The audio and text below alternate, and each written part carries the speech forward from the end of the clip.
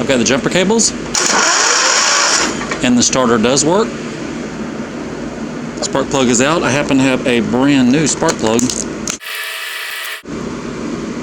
I better check the gap on it first.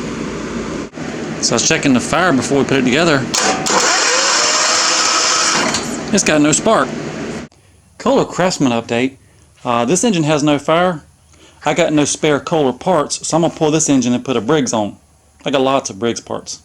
We'll put this one in the corner somewhere. I gotta be honest, this is the first lawnmower engine I've pulled. I've done a lot of work on lawnmower engines, but this is the first one I've actually pulled. I've pulled car engines, truck engines, tractor engines, you've named it, but not a lawnmower engine. So step one, I unplugged the wiring harness, took the hot wire off the starter. I've got it up on the chain fall, lifted up into the air. We're gonna start pulling out motor mount bolts.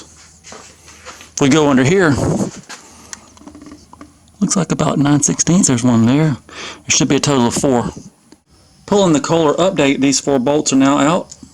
Piece of cake. I unhooked the gas line, the throttle, and this belt guard, and I pulled the 2 belts off. It is pull the engine time.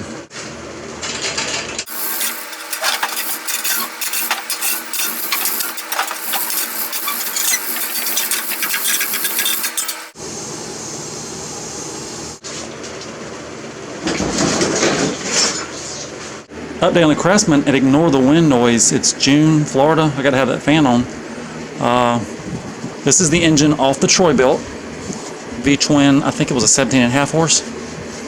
We're about to put the pulley off of the Craftsman. This one came on the Kohler. It's going to go on this one, and we're going to use the 4 bolts that came out of the Kohler engine. There are 2 different sets of holes. We're going to use the Briggs holes. We'll have this thing bolted on here in just a few minutes.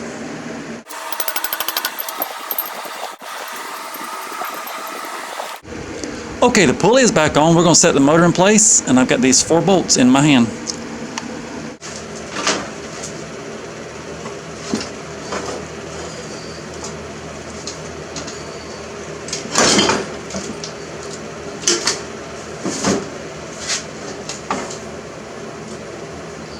That's what it's going to look like. Don't even know if the hood's going to fit, but that's what it's going to look like. Okay, underneath the mower, the 4 engine bolts are in. They're tight. The belt is back on. The mower belt's back on. This belt guard keeper is back in place. It's time to lower it down and finish up the top end. I've even greased up the front end. It steers easy. Spins good.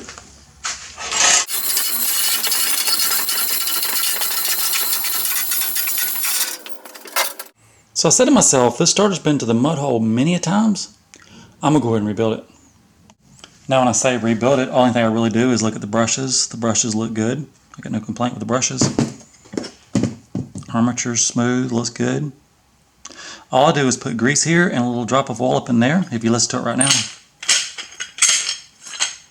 that's not going to spin too easy. Let me drop a little oil on it. I'll be right back with you. So I just went and put about 3 drops of oil on it. And then for the other end, we'll put a little dab of grease in there. We'll be good to go.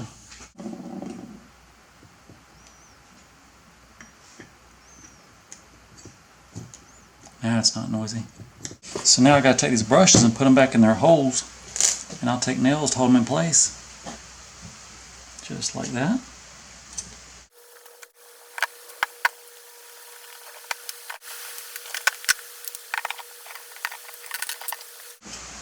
This job is done.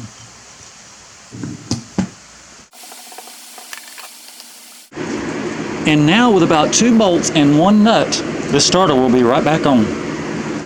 It is test drive the starter time.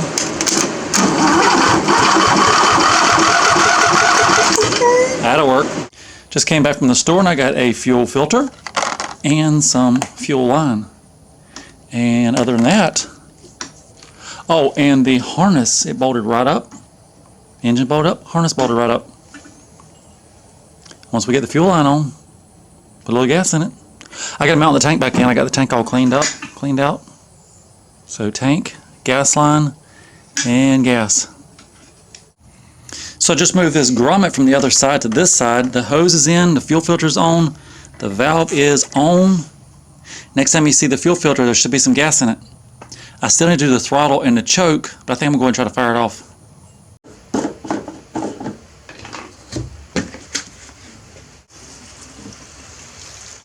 Now if you're keeping track, the mower was a gift.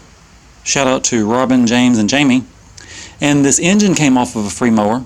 The only thing I bought so far will be the gas line and the fuel filter. We're in at about $6.50.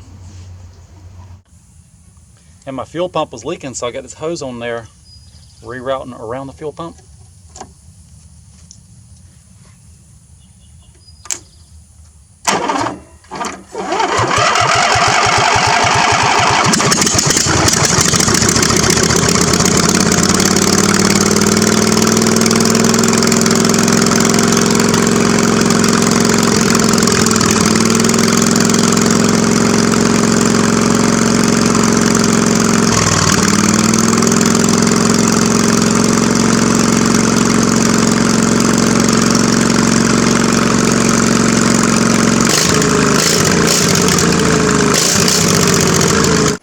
So I just took the mower deck off, gave it a good washing, and where you engage the belt, it was froze up. It now works. And if you don't know, when you engage the belt, there's little brakes. Those little brakes come off so your blade can spin. And then when you turn the blade off, that little brake stops your blade from spinning. Anyway, with this new knowledge, the original belt might work. It's time now to put the deck back under and give it a shot. I feel like I'm shifting gears.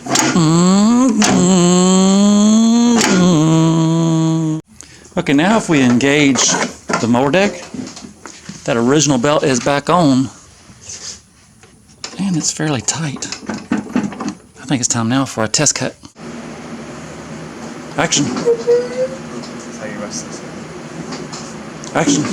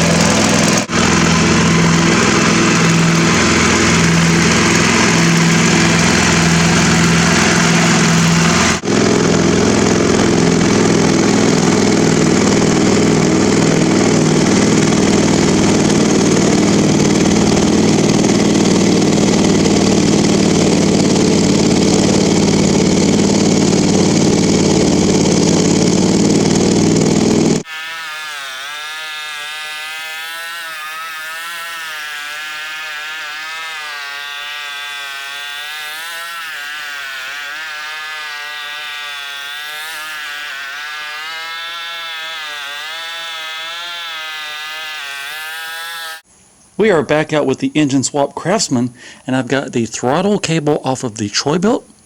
The original throttle cable is too short.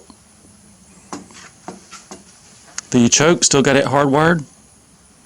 And for now I'm thinking about just leaving the turf tires on it, almost making like a sleeper out of it. But if we're going to do a sleeper, we better put the exhaust back on it. And I may hook up the fuel pump, see if it still leaks. All this is on my to-do list. I'm about to make it to done. And then one thing I love about it, the holes line up. Troy-Bilt, Craftsman, are they together?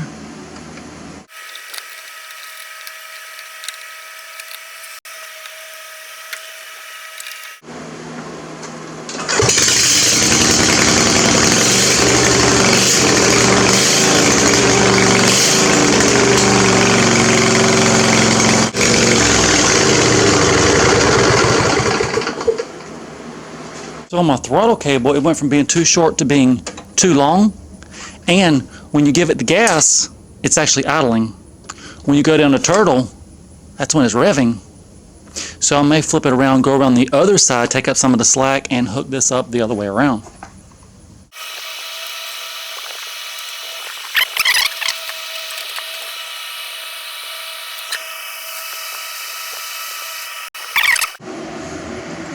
Just tighten that screw and we're done.